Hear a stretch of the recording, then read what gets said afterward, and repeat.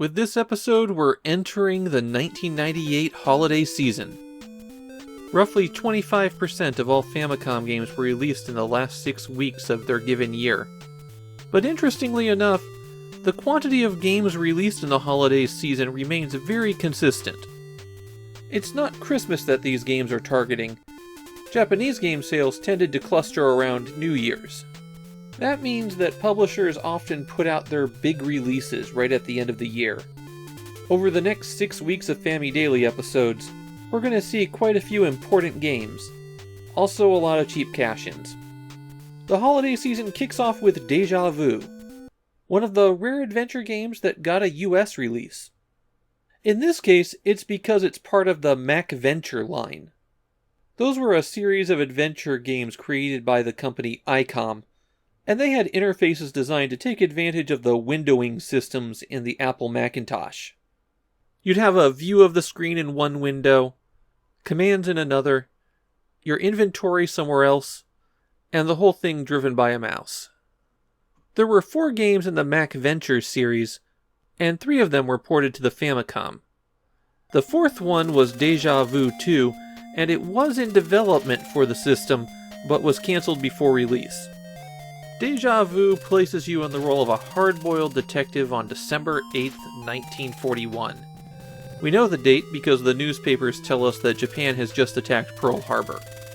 You wake up in a bathroom stall with no memory of who you are. You'll have to unravel the clues to figure out your identity, and solve a murder that the police are currently hunting you for. In Japan, Kemco promoted this game as being based on a true story. They even said that the Chicago police had asked them to redact part of the game.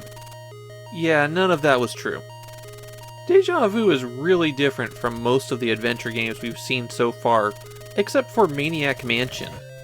This is an adventure game in the Western mold, where you spend a lot of time collecting objects and trying to figure out how to collect other ones. It's not an especially good adventure game either. It suffers badly from adventure game design from the 80s. There's a lot of, you have to do this before you can do that, even though there's no correlation between the two.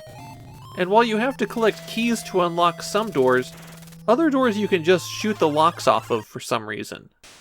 This is a game more about confronting adversity when you move between locations, like this mugger who will show up.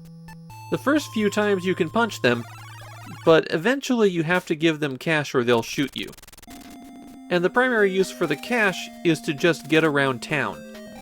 Fortunately, you can always get money out of this casino. As a mystery, the game is also deeply unsatisfying. You don't question suspects, or even really investigate scenes. There's very few characters other than yourself in the game. What Deja Vu has a lot of, though, is red herring items. You can pick up just about everything you'll see, but you really only need about 1/3 of the items that you can pick up. Another problem resulting from this early adventure game sense of design is that there's a lot of places where you'll just take a sensible action and get an instant death. No signposting that you're doing something wrong, no way that you could know in advance that this is a danger. You just die. Fortunately, you can save at any point, and this game uses a battery save. And then there's the interface. It was clearly designed for a mouse, and so trying to use it with a controller can sometimes result in things jumping around a bit. You've got your commands in the lower left, then a block at the bottom middle representing the exits from the area. On the right-hand side is how you control what inventory screen you're looking at. Plus there's spots for if you want to use something on yourself or save. Okay, I'm about to get some people mad at me. I don't think the MacVenture series was very good. They're basically a visual overlay on top of bad text adventures. There's no depth to the puzzles. If you just keep plugging away, there's a pretty good chance that you'll get through the game, assuming you make it through a couple of the nonsense hoops. And I think that the console ports of the MacVenture games aren't very good either. Deja Vu's not the worst that they get. There's one coming up where the Famicom version in particular was so bad it became a meme in Japan.